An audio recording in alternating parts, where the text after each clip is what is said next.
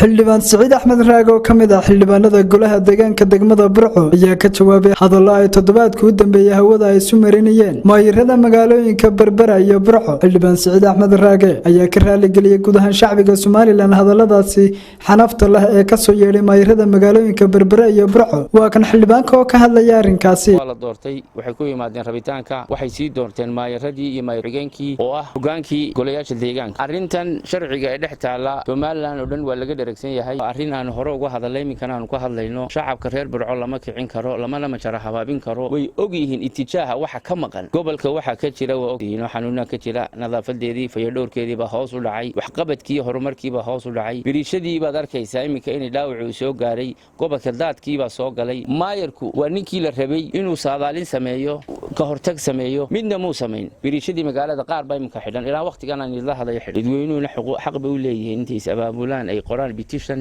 oo ay soo jeediyaan golaha deegaanka inuu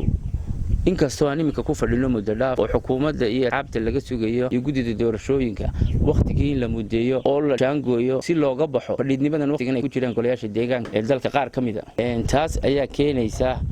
ninka ciyaarta hadii laga badiyo waa la soo haneeyaa waa la iska can qaadaa ma aha inaad xagxagato ma aha inaad afxumo aad warbaahinta u mariso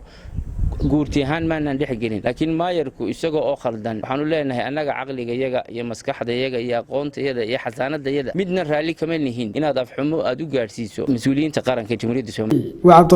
Cabdullaahi Maxamuud Cabdiqani Baafo wararka telefishinka Royal TV magaalada Burco.